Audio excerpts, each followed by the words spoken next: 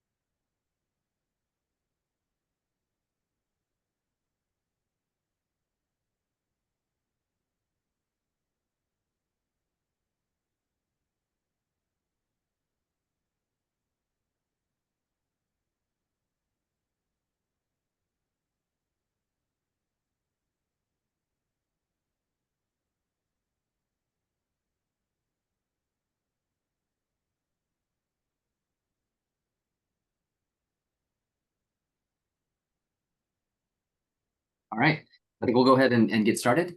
Welcome everyone who's here to talk with us today. We're really excited to dive into this with you.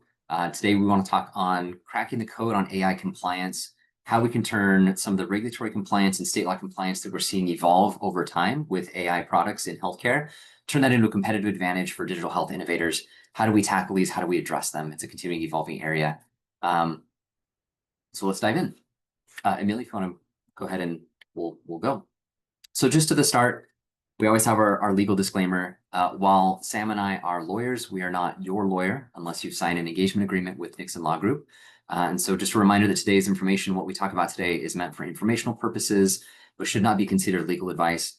We always advise that, especially as we're talking about the nuanced regulatory framework that we have for AI, it's always advisable that you talk to a qualified expert in the area, seek legal guidance, know exactly where you stand. We're happy to talk with anyone if you have any additional questions that we can't answer during our webinar today, but we'll just get that disclaimer out of the way now. So just briefly a little bit about Sam and I. We are both counsel here at Nixon Law Group. And as many of you probably know, Nixon Law Group, we are an innovative healthcare law firm. We focus primarily on innovation within healthcare, tackling challenges for innovators and health companies, bringing new technologies, new treatments, new modalities into the market, with a special emphasis on how do we handle the regulatory, the corporate strategy, the reimbursement and revenue strategy, how do we handle IP and technology contracting, and really take a holistic approach at how can we intertwine all of these with our ongoing business goals to provide a long-term plan for success for innovation companies coming into the market. So Sam and I are co-chairs of the AI practice group we have here at the firm, and we've been monitoring changes over AI over time, and we're excited to dive into some of these details today. And I'll go ahead and kick it over to Sam, I believe, to start us off with our agenda for the day. Thanks, Michael. So before we jump in, I'm gonna outline the journey that our attendees are gonna take with us today. First, we're going to discuss AI in healthcare, some common use cases. What does that mean today in 2025, heading into 26?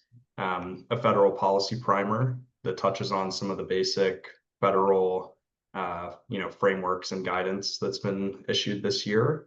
I'm going to hand it over to Michael to talk about some high-level FDA implications for AI, some best practices on the FDA side, and then jump into an overview of state laws and how they've developed over the last year and a half, 2 years, and then close out with considerations for deployers and developers of AI solutions, and then provide the audience some key takeaways. They can hopefully stay ahead of the regulatory curve as we head into next year. Next slide.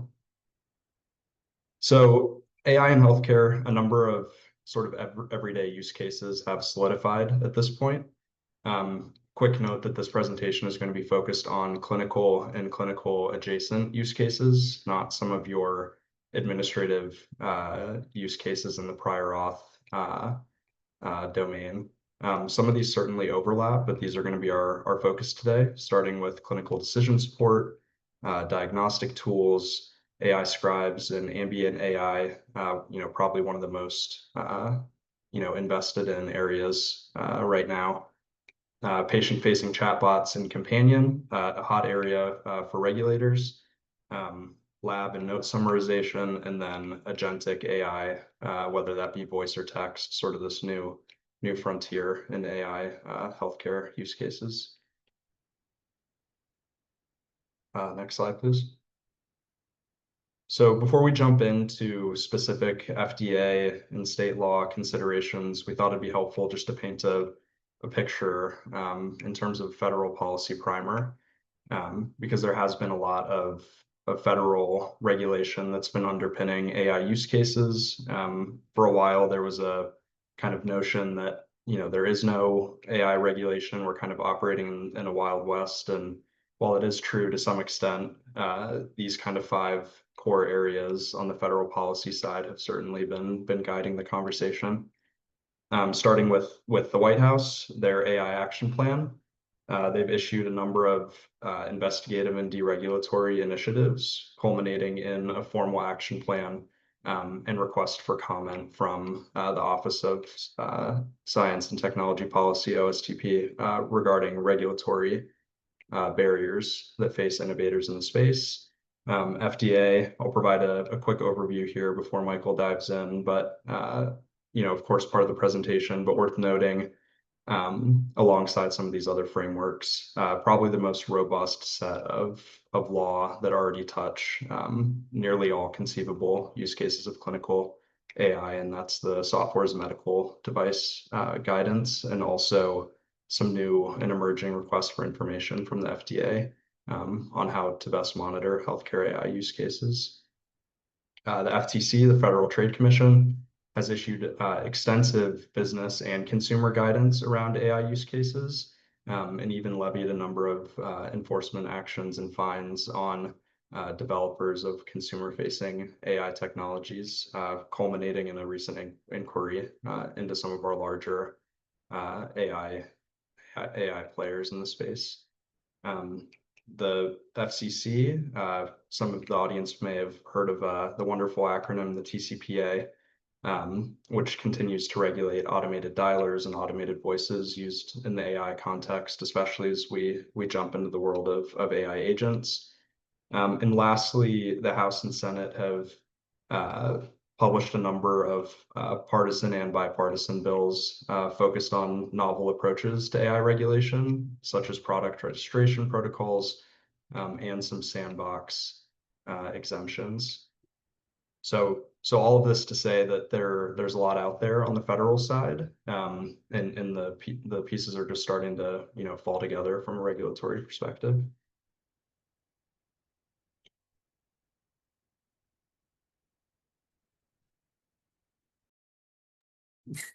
Forgot I was muted. So as you can see, there's a lot of elements that are coming in from the federal government and from different considerations on how do we treat AI and how are we going to regulate it. So the first one I want to focus on as we talk through this is the FDA. They're one of the biggest players, as Sam said. It's one of the most robust ones that we have that's touching on clinical implications of AI in healthcare. There's been a lot of evolution over the past recent years, and so it's important to dive into that. As we start talking about the FDA, I think it's important to recognize where the framework that we currently have comes from. So any application of software as a medical device, including AI or machine learning enabled devices, is going to be governed by the Federal Food, Drug, and Cosmetic Act. Now, this was originally created in the early 1900s, both significantly amended in 1976 through the Medical Device Amendment. And that amendment created the framework that we know today of devices being regulated on a risk-based approach and classified as either class 1, class 2, or class 3, and then having different regulatory requirements placed upon them based on the level of risk that they could present to patients if the device were to malfunction. And so all of the special controls and considerations that the FDA is looking at for AI-enabled medical devices or products tied into the healthcare system are really falling under this framework. The reason it's important to note this is FDA is very open in saying that the original framework established in 1976 never envisioned the types of technologies that we have today. And so what the FDA is stuck doing is trying to figure out how do we regulate this new type of technology with a framework from, what is that, 50, 60 years ago, in a way that's fostering innovation, but still providing sufficient safeguards for safety and efficacy. We've seen some requests for information and proposals from the FDA on how to create a new framework for AI. Nothing's come out of that yet. And so as of right now, we're kind of stuck within this framework. One interesting thing to note with that is that means that as we innovate within this space, we may run into situations where our technology isn't quite contemplated, and the FDA needs to work through a new idea of how do we address this. And we're seeing some pushback on the FDA's authority to do that with new technologies. Just this year, there was a recent federal court case where one of the FDA's final rules for laboratory developed tests was reversed and overturned. And in the court's decision on that case, we see the court highlighting the fact that they were persuaded by an argument that the original definition of a medical device adopted under that medical device amendment in 1976 focuses solely on physical, tangible products. And so this idea of, is there any limitation of the FDA's authority when we step into an area of intangible, non-physical products like SAMD, are we going to see an impact there? I don't think we're going to see the same kind of pullback that we saw with laboratory developed tests for SAMDs, but it is important to note that the FDA is very much aware that this is an open question out there, that they are getting pushback on the legal side from recent court cases. And so they may be hesitant in how far they push in creating strict regulations for SAMD and AI-enabled devices until we get better clarity. So just as groundwork, that's where we're at and what we're dealing with. Now let's dive into what the FDA's done with it. So you can go to the next slide, Amelia. So here we see the evolution of the FDA's guidance for AI-enabled products, going back from January 2021 to January of this year. And one of the things that I'll note is as we look through these guidances that the FDA has provided, we start out in 2021 with a very broad action plan, which is essentially just a mission statement from the FDA saying, we want to figure out how to handle AI products. We want to figure out how to foster innovation while safeguarding safety and ensuring efficacy, but we're not going to give you any details on that yet. We're just letting you know we want to do that. As we go through this evolution of time, we see them get slightly more narrow and more targeted with their guidance. So the Good Machine Learning Practices of 2021 is a joint document put out by the FDA, Health Canada, and the UK's Medical Regulatory Agency that highlight 10 principles of product development that should be incorporated into every AI product that's created. And as the FDA looks at submissions or things that are coming in, these are some of the 10 principles that they want to see in the documentation for a quality data system and in product development for these products. But they don't give a lot of details of how to achieve that. In 2024, we see the Transparency for Machine Learning Enabled Medical Devices come out. This is, again, a joint document between FDA, Health Canada, and the UK's Medical Regulatory Agency that dives a little bit deeper into some of the principles established previously and highlights the current regulatory thinking, not just in the US, but internationally, on how do we address transparency, explainability, and understandability for AI devices for different users, whether that's a clinician user or an over-the-counter user, a patient using the product. And so we get a little bit more detailed in our focus, but we still don't have specific kind of checklists of this is what the FDA is looking for specifically. Moving into December of 2024, we see this big change with finalization of the PCCP. That's the Predetermined Change Control Plan. And this is a huge step forward for this area of regulation in the industry, as it signals a change from the FDA of moving away from considering medical devices as single static things that have to go through this barrier or hurdle of regulatory clearance before getting to market, and then they stay the same forever. And the FDA is recognizing that with AI devices, one of the benefits and strengths that we have is the ability to adapt and evolve and improve over time. The PCCP is the way for us to do that. It allows for users in the industry to get pre-approval for certain changes into their product. So we can account for not only what our product does today with our AI models, but what we want it to do 3 years from now, and how are we going to get there. And we'll talk a little bit more about that in a few minutes. In January of this year, we see the most detailed guidance from the FDA coming out about the lifecycle management and marketing submission requirements for AI-enabled devices. And this one is really critical because it does two things. One is it lays out for anyone in this space what the FDA wants to see in a regulatory submission that involves AI. What type of data, what type of validation, what type of transparency, what type of information do we need to include to the FDA for them to adequately review our product. It also shifts the focus away from that idea of our product is going to get approval and then we're not going to worry about it again, to creating this, to really focusing on this total life cycle approach to device management and device development. We want our products to have an evolving regulatory pathway through their entire life cycle as they continue to evolve and adapt. And so this gives us some insight into the FDA's thinking on how we can do that. The last one that we have on there is, as you can see, it's targeted towards drugs, not for medical devices specifically. But this one is a key one for anyone looking to submit to the FDA because it provides some key insights into what the FDA is looking for if we want to include any kind of data from AI model training or AI validation or anything like that to support the safety or efficacy of our products in a submission to the FDA. How do we do that? What are the FDA's concerns? And how do we address those?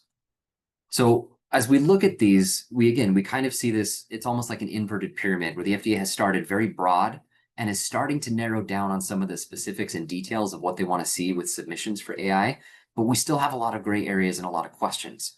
As Sam noted, the FDA is continuing to try to figure out what to do with this. We have that request for information that they opened up just a few months ago in preparation for the meeting that they have scheduled for November 6th to talk about AI regulation and AI monitoring over time.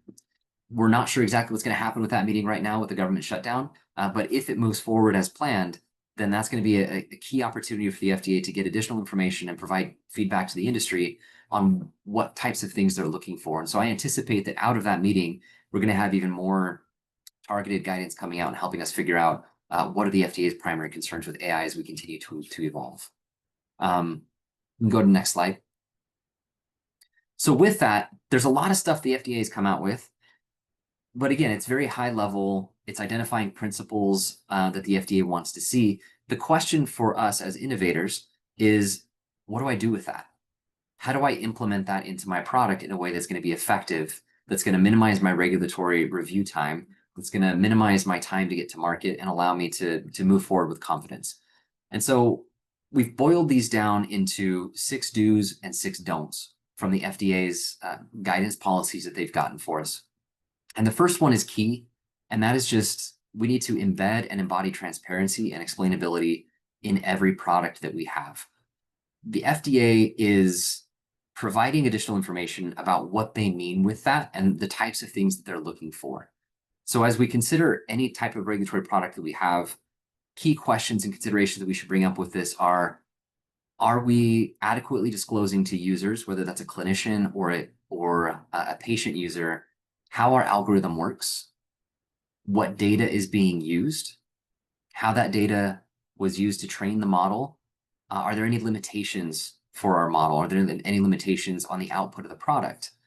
Are there any scenarios in which the performance of our product may degrade? Are there any changes that we're seeing there?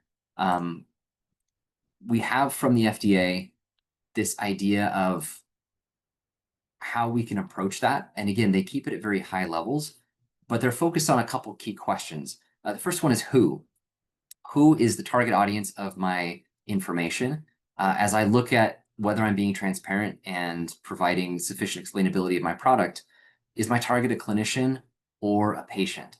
The level and degree of information I need to provide to a clinician for them to independently analyze the validity of the output that my product is producing is going to be very different than the level of transparency or detail that I need to provide to a patient user in an over-the-counter setting or a non-medical device setting if I'm trying to fit into non-device clinical decision support or any of those general wellness use cases that we often see being pushed out right now. Am I adequately explaining that? The biggest question the FDA has with that is what? What type of information do I need to include with this? This is going to include a sufficient characterization and description of my device, of what it does and what its intended use is. Am I clear when my device is not to be used for certain things or the limitations on that intended use? One of the things we often see is that a device may be trained on one data set, but the intended use may expand beyond that data set, or the stated intended use may be for a limited subpopulation or use case. But once it gets out into the application, out into the world, the actual application in the clinical world may be much broader than that. Are we accounting for that? Are we adequately disclosing how our model was trained, what subgroups we were trained on, the limitations of that data that's there? Are we including information about device performance, about the benefits and risks of the device? The benefits are really easy. We want our devices and our products to really stand out, but are we adequately explaining any of the risks that are associated with that? Are we identifying those risks? I also want to note that the FDA has really kind of highlighted that when possible, we should be disclosing sufficient information about the logic of our model and our products when available. Now, that when available is really key because there's two very different use cases when we have a product that is strictly rules-based versus a product that uses something like generative AI or LLMs to provide data analysis and output. So the level of transparency that we have there with how we're describing and disclosing the logic of our product is going to be very product specific. And so we have some guidelines from the FDA of how to do that, but we need to make sure that we fit those adequately. Along with that, we have this idea of, are we ensuring representativeness, bias control, and independent evaluation? Again, this goes to the fundamental training of our model, as well as training on subgroups and subpopulations that we intend for it to apply to. Have we analyzed bias control and built-in mitigation strategies for that? The FDA is going to want to see all of that, and is going to want to see that transparently disclosed to any users in case it may have any impact on the clinical application of those products. The third one we have here is treat your PCCP and that TPLC, that's the predetermined control change plan, and the total product lifecycle guidance that the FDA has provided as regulatory blueprints. This is the most detailed guidance the FDA has given us so far about exactly what they want to see in submissions, in our device development, in our documentation, our data management systems, and as we look to post-market monitoring and risk mitigation strategies. Use those as a blueprint of exactly what you need to do with device development. The application of those principles is going to be different for every product because every product does something different in a different way. And each of those changes may impact the regulatory risk that's presented. And so it's difficult to give you a checklist of static things that need to be done for every product. But the idea is that these should form a blueprint for the things that you're considering as you build an individualized, customized checklist of all the items that you need to consider and build into regulatory submissions or into your documentation for your product. With that is the idea of robust real-world monitoring and drift detection. As we talk about, representativeness and bias control in our development and our data validation, how are we accounting for that over time with real-world drift detection? We're seeing with this shift to the TPLC approach that the FDA is much more concerned about, potential changes to our products over time and drift in outputs that may have an impact. We've talked a little bit about documentation, version control issues. And the last thing we have here is engage early and clearly with the FDA. As you can probably, there are a lot of considerations from a regulatory perspective when we talk about an AI product. Small changes from one product to another can have massive regulatory differences. Small changes in the population set we've used to validate our data, in our intended use case, in the subgroup that we want to apply it to with our indications for use, any of those can shift the regulatory pathway that we apply to and can drastically shift the type of data that the FDA is going to require for us to present in our submissions. And so the best thing that we can do is to engage with the FDA as early as possible to understand exactly what they want to see with our product. If we want to avoid active regulation, what limitations are they looking at? What things are we going to do that are going to trigger their active regulatory responses that we want to avoid? That clear communication with the FDA is not only going to allow us to get to market faster and sooner, but it's going to allow the FDA to have a better grasp on how do we tackle these types of technologies in the industry moving forward. And it allows you to have a voice in determining what regulatory guardrails do you want to see placed. Go to the next slide, Amelia. Thank you. So with that in mind, we want to identify 6 major don'ts as we look at the FDA's framework for regulation. The first that we have is don't overpromise. One of the biggest hurdles that we often see with companies going to the FDA is their marketing team. Has the marketing team put out advertisements or things on the website or made statements to potential customers that are in conflict with the stated intended use statement that we give to the FDA? When the FDA considers the intended use of your product, which is going to, trigger the regulatory guardrails that are put in place on it, they look at not only what you tell them your product is intended to do, they look at any of your marketing statements. They look at things that you're saying online. They look at your website. And so make sure that we're not overpromising what our product does and that we're not creating problems for ourselves through our marketing. The second is don't treat training and tuning of your data sets as validation. As the FDA is looking at various products, we have the foundational data set that's trained on a particular data set and model. And then we have sub-tuning on subpopulations that we want to see. If we want our product to apply to those subpopulations, we need to include those. We need to be very clear about when we're doing tuning and training and additional retraining or subtraining versus validation. We need to have clear documentation of those for the FDA and clearly separate the data sets that we're using. The third is going with that. Don't neglect that subgroup performance. One of the challenges that we can have when we go to the FDA is if we want our product to apply to a particular condition or subgroup that the initial training model didn't account for. If our data was not initially trained on it, the FDA is raising significant concerns about whether we can apply our product, whether that's a clinical decision support product, a directly clinical product, or whatever it may be, into subgroups or subconditions that weren't adequately trained at the high level. Fourth is don't assume that the PCCP covers all your modifications. So as we said, the predetermined control change plan is a huge benefit to the industry as it allows us to anticipate changes that we want to adopt in our product over time. It allows us to look at where we are now and where we want to be 3 years from now and make plans for that to get pre-approval for that. The key aspect with that is that we need to be very clear with how we want our product to evolve.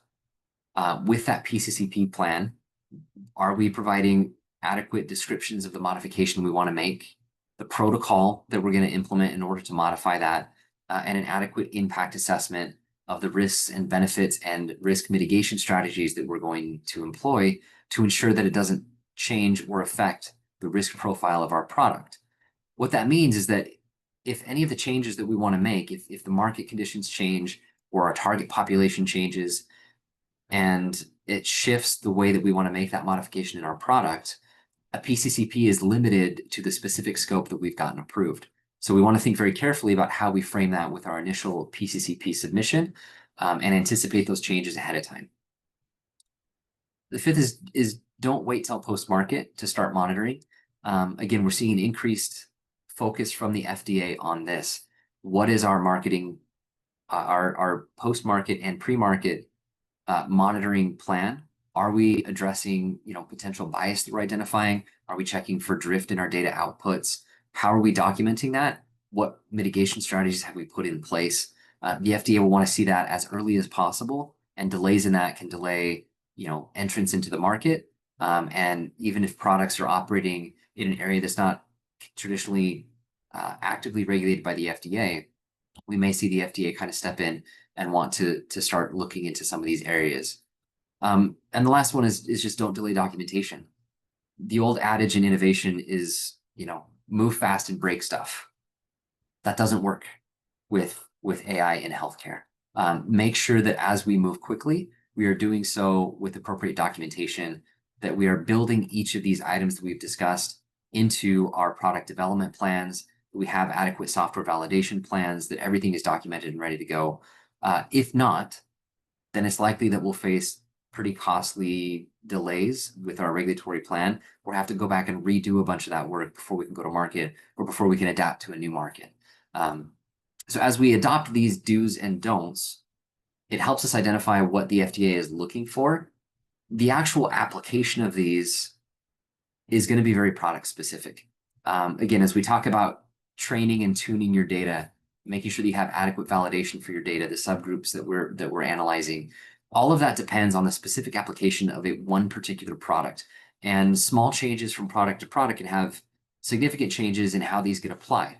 And so the recommendation that I have is, don't delay talking through someone to create a customized plan of how to achieve these do's and don'ts and how to fit within the regulatory guidance that we have. We have those guiding principles, but how they apply to your product is going to be very specific to your product. And so build those into your product development from the start, but be prepared to dive into the details of those and be able to justify to the FDA or to consumers or to investors or potential customers about how you've met the current principles that are there, how you've considered them, and the documentation you have to back that up.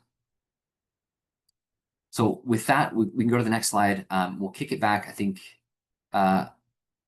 key takeaways, I forgot. So again, this is everything that we kind of talked about. Adopt those changes early. And the biggest thing is understand your risk. The FDA's framework, as we've talked about, is based on a risk-based approach. When we're talking about AI, the risks that are presented are very different than the risks presented from a traditional physical medical device. And so as we talk about understand your risk, it's all of those elements of how are you processing data? Do you have adequate cybersecurity? Do you have adequate transparency? Are you disclosing things to users? That is all going to be key to not only achieving regulatory success with the FDA, but market success and trust as you expand into the market. And so I'll kick it over to Sam now, I believe, to dive a little bit into some of the state laws that we have, and he's going to highlight some of the key factors there. Thanks, Michael. And I would note for the audience, we do have a Q&A function in this webinar, so feel free to drop any of your questions in the chat, and we'll do the best to answer them along the way. So now we're going to jump into state law. I'm going to provide an overview of the state level AI landscape. So before I jump into this slide, just something to note is that the fact that there's such a broad range of focus areas and requirements on this slide indicates that states really are taking radically different approaches to regulation. In the last 2 years, we've seen something like 2,000 bills introduced into state legislators across the country, some regulating AI broadly, some clarifying existing law, a really radically different approach between states. And part of the problem is, we know what AI is today, right? And we did when ChatGPT first hit the market. But as we project forward, regulators are having a real hard time deciding what to regulate, how to regulate it, what should be handed off to the federal government to regulate. So a lot of the main reason for some of the departures between states and their approach is just how quickly the underlying technology it is evolving. And the same can be said for the requirements of these laws. There's a range of obligations that businesses, especially those that are publicly accessible over the internet. So think, consumer-facing chatbots, for example, need to consider. So I'll start with some of the focus areas. So the first is what I would call just broad general application laws. These are laws that either set the stage for how AI is defined in a state, or they generally apply to AI use cases regardless of their risk levels. The second is a category for use case or profession specific. So these are going to be more of your risk-based approaches to regulation.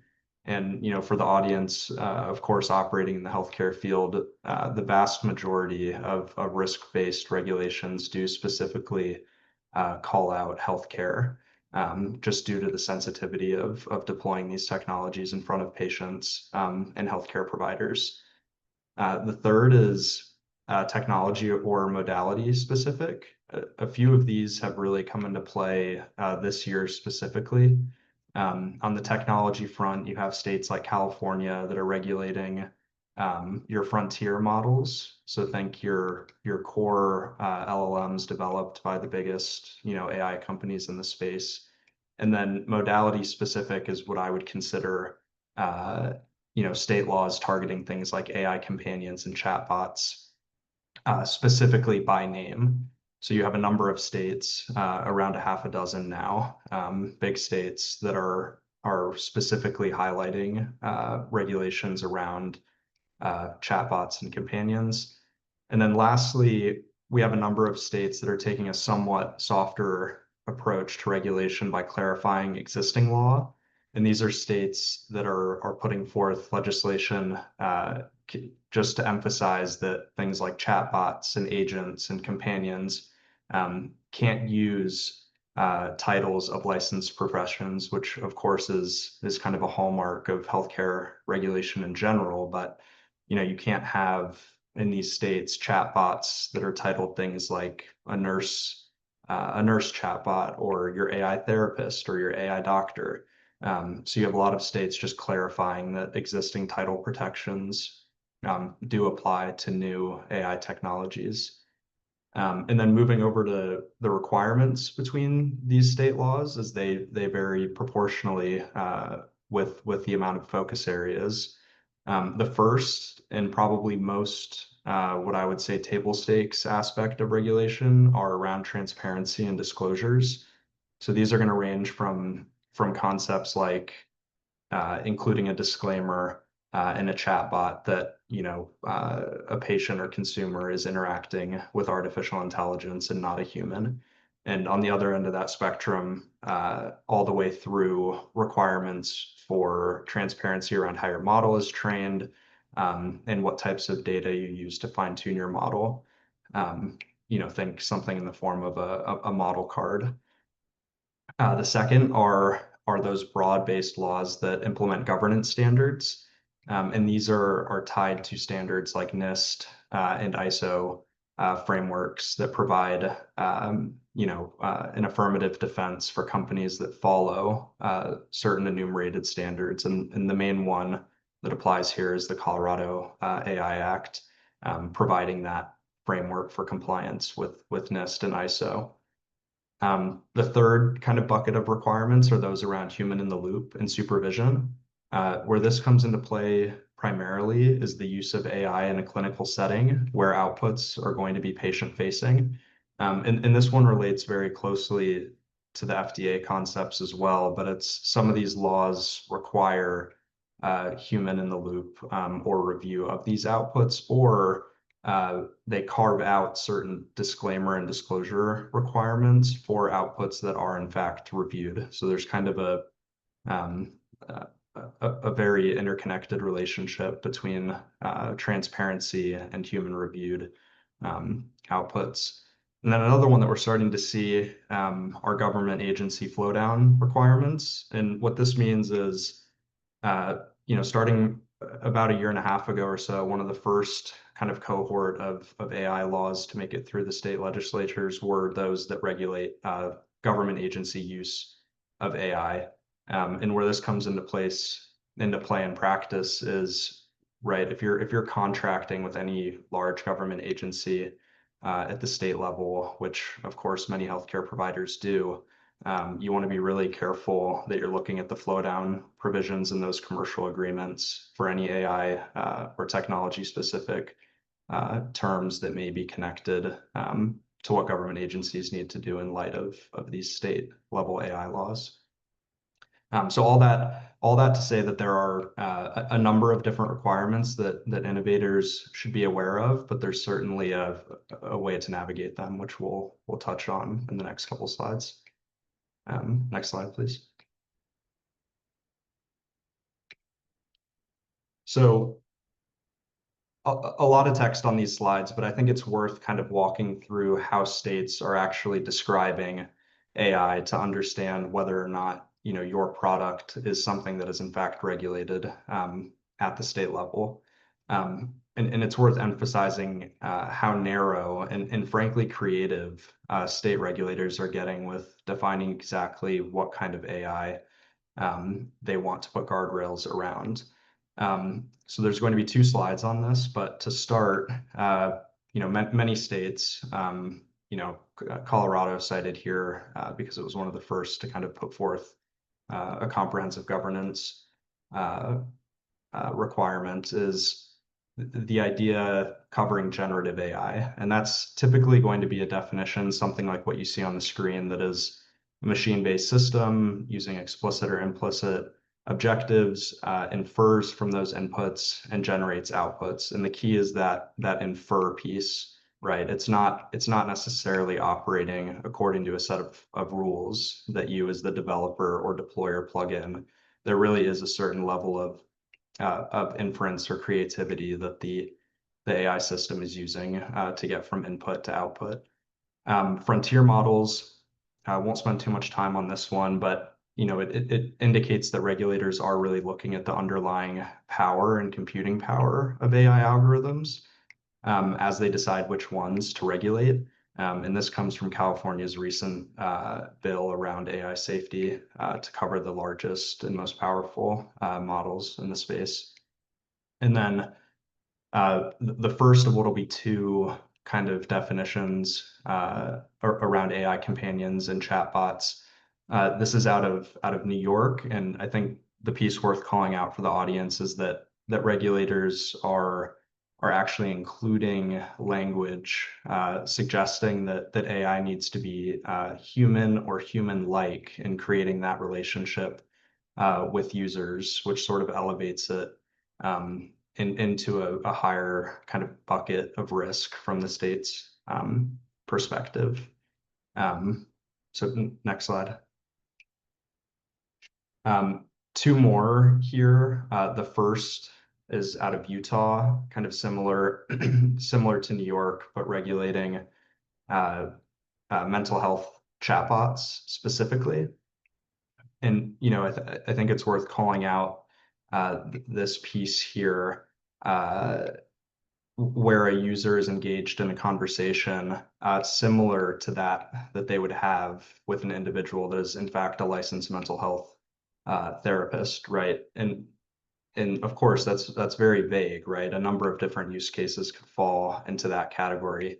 And we see this across nearly every state that regulates chatbots, this kind of subjective definition on what exactly is a mental health chatbot or a companion. So just exercising some degree of caution around what your product's capabilities are when read alongside these rules can really go a long way. And then a new one that I picked out, especially with AI agents kind of coming in, front and center as we head into next year. We have some states that are including AI within their kind of mini automated voice and dialing restrictions by specifically including AI alongside the definition of an artificial voice. And this kind of goes back to that bucket of states that are just making sure that their existing rules contemplate generative AI as opposed to, in this case, things like recorded voices. And you can kind of query whether we'll see this in other areas like, social worker chatbots or even specialty practices. There's really no telling kind of what's next in the space, but given how narrow states are approaching these issues, I think it's certainly on the table that we'll see more specificity. Next slide, please. So now we're going to go through just kind of a number of the kind of highlighted state laws here. We could probably use an entire PowerPoint to list all of the enacted state laws at this stage of the game, but these are a few that I picked out that I think innovators should pay special attention to.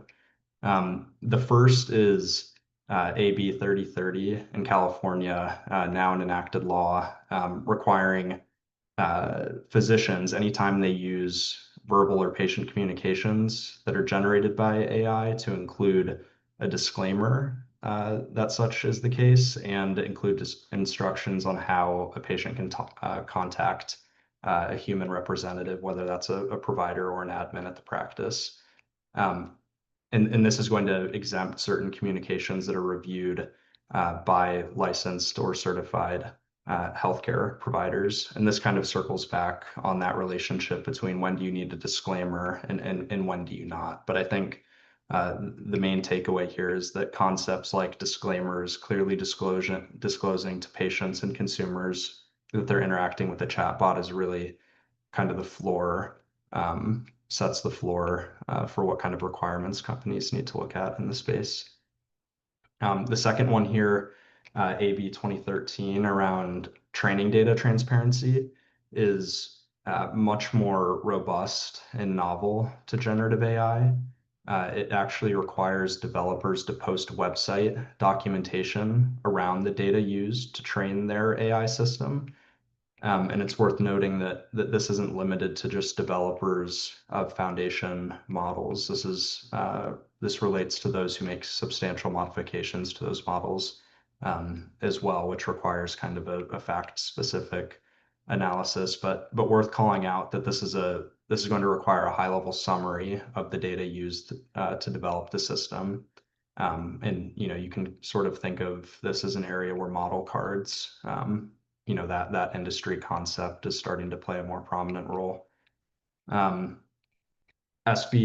243, this is a kind of recent one, passed, I believe, earlier this week or the week before. California regulating operators of companion chatbots. The requirements are similar to that of New York, requiring a clear notification, and also requiring kind of identifying whether a user is a minor and elevation protocols relating to the same. Moving to Colorado, this is probably the most robust state level AI law. Its implementation was delayed until later next year, but this is going to be focused on high risk AI systems, including healthcare, and imposes a variety of obligations around documentation, disclosures, risk analysis, governance. I like to compare it to sort of a HIPAA light approach to AI regulation, where you need a variety of governance systems and documents in place to truly be compliant with the law. Utah was one of the first states to regulate AI in a very clear and cohesive way. Again, a disclosure kind of regime and specifically calling out regulated occupations, again, like healthcare, to provide prominent disclosures when users are interacting with various forms of AI and extending that same general framework to mental health chatbots as well. Oregon, one of the states that's doubling down on the kind of clarification of existing law, stating that entities that are not human cannot call themselves nurses or other regulated or similar titles, right? Which, of course, is already prohibited for other technologies to do the same. But really, that focus on generative AI and how creative the outputs can be. And then New York, a similar approach with AI companions, as other states have taken to chatbots, including disclaimers, disclosures, certain elevation protocols, and so on.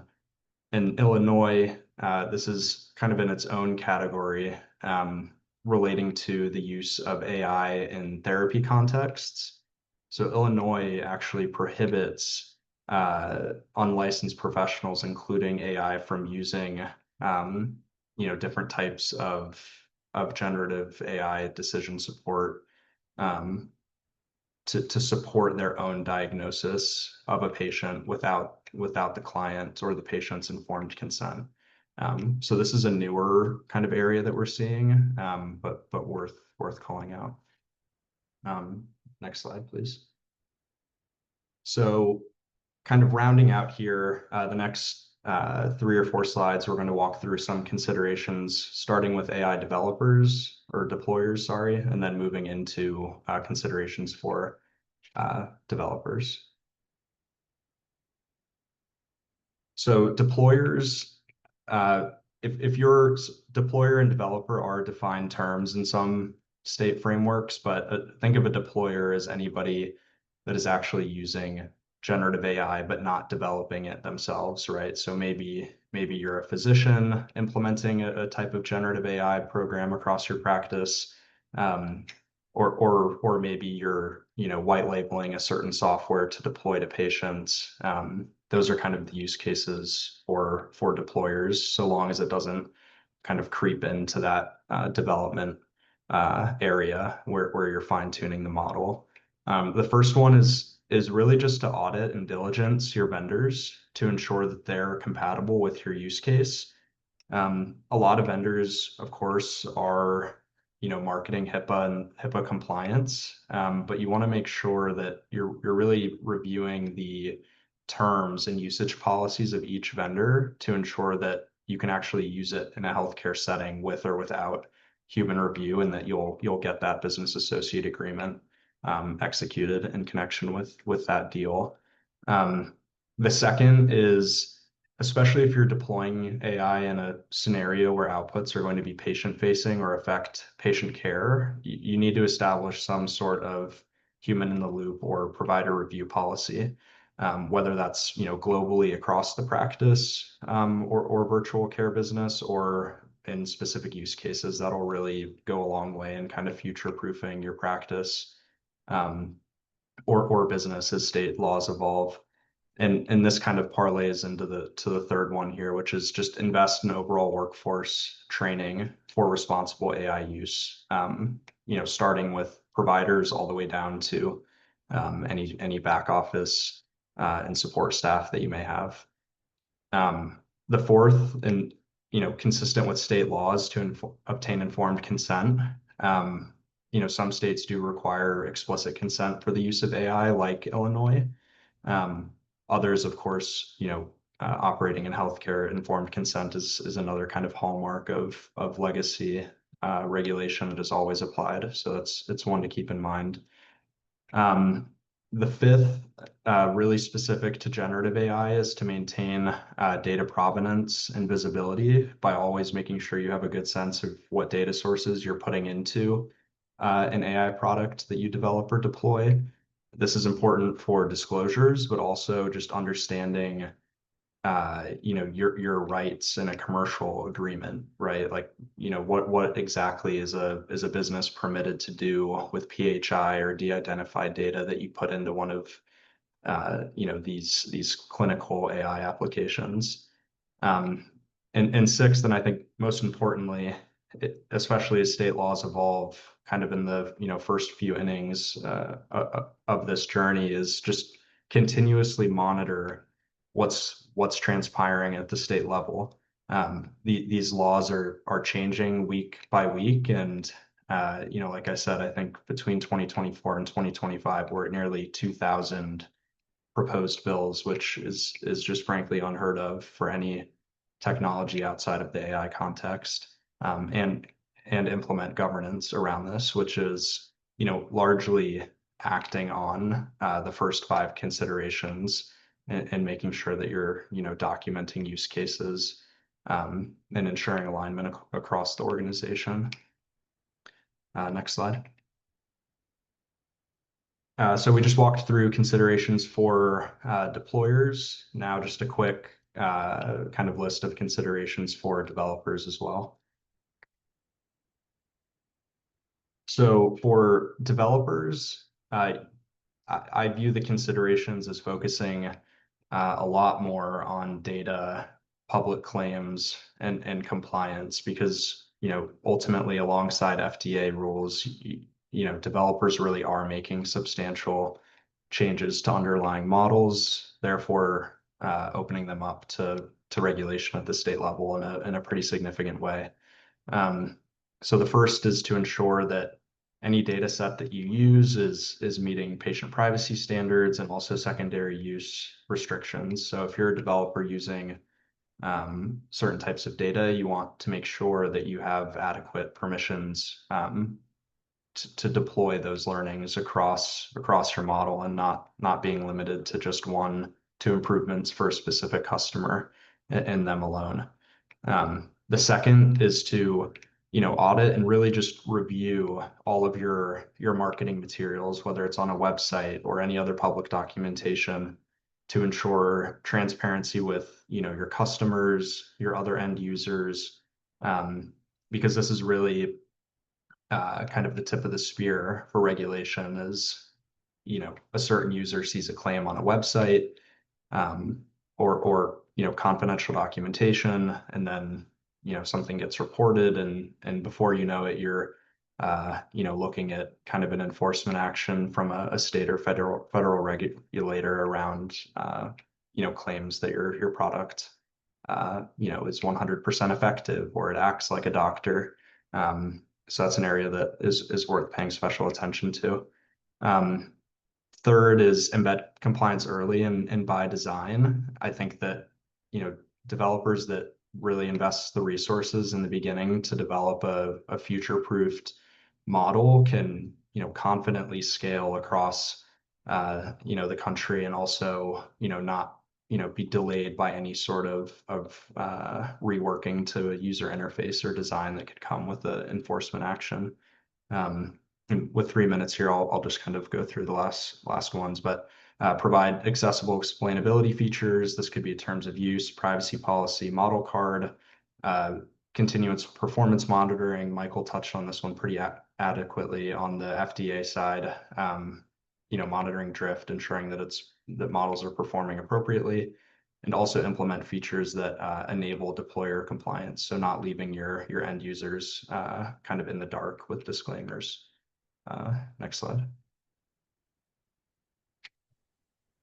So that's a lot of information. As you can see, we have both from a federal perspective from the FDA, this kind of highlight on principles and guidance that the FDA is looking at, but they're kept at that very high level of principles that they want to see adopted. How you adopt those are going to be specific to your product. From the state side, as Sam said, we have this insane amount of proposed bills and state laws coming out with AI. The question then is, how do we turn that to an advantage for us rather than just a barrier that we have to get through and a headache for us to get to market? As we've talked through the principles today, I hope that the underlying idea that has come away is that the application of these various frameworks can sometimes seem very competitive or conflicting. The best approach that we have is to take all of the frameworks that we have from the FDA or from the states that we're going to be operating in and build it into a unique, customized approach for our product for long-term success. If we can turn that compliance from a barrier into something that sets us apart and allows us to scale with discipline and be market ready and evolve in a way that allows us to adapt to changing market conditions, to changing conditions with our product, we can use our compliance as a competitive advantage to set us apart from the rest of the field. That takes early engagement, it takes planning, it takes customized thinking. The application of the current frameworks, because there's so many of them, is very nuanced, and it very much comes down to the details. And so the big takeaway that I would provide is know exactly where your product is and know how to build these frameworks into a business plan and a regulatory plan that builds a competitive advantage for you. And I think we'll kind of leave it at that. I know we're at time. We'll go ahead and open it up very quickly to see if there's any final questions or anything like that. I do want to thank Sam for joining with me today to talk through these things. AI is continuing to evolve. As Sam said, some of these laws are changing week by week. We're seeing different things come out from the FDA, both in official guidances and in conversations with the FDA with different clients. So it's important to stay on top of it. And if you have any detailed questions, or if you want any more information about how to apply any of these frameworks to your specific product, feel free to reach out to us. We're always happy to talk through and provide whatever analysis or help that we can. So.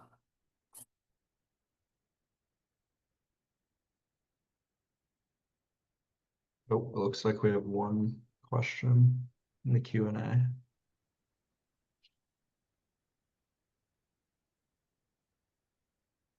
You want to grab that, Sam? Yeah, so the question is, Lyra just announced a new AI chatbot. What are your thoughts? Personally, I'm not too familiar with Lyra, but you know, it just kind of illustrates how quickly the space is evolving. New participants joining the market every day. Yeah. I'll just add to that.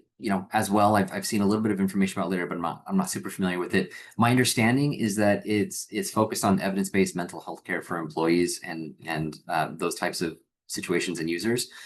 We're seeing a huge expansion of this, right? Oftentimes, as we look at digital mental health treatments, there is this dichotomy and split between clinical use cases and the general wellness use cases. The line between those is starting to blur. The FDA is very much aware of that space, and I anticipate that we're going to see continued guidance and direction from the FDA in that space in particular in the next year or so. But we're seeing some major shifts in the industry for products that are focused on digital mental health and the use of AI chatbots. States are starting to speak on this about whether that's going to be considered, a clinical role or not.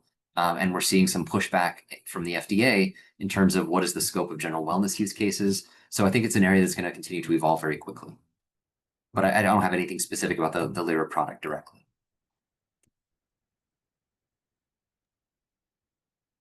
Yeah, so I see, okay, follow up. So Lyra is saying the clinical grade, but don't need FDA clearance. Again, that's that gray area right now where we are seeing this push of players in the industry wanting to equate themselves to clinical safety and efficacy while staying within those gray areas of a general wellness use case or a non-device clinical decision support, something like that. I can't speak to it specifically, but it is going to evolve pretty quickly.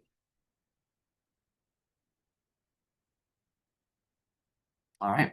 Well, thank you all for joining us. I know we're a little over time. We're excited that you were here with us. If you have any other questions or any follow-up, please feel free to reach out to us, and we'll hopefully see you soon. Thanks all.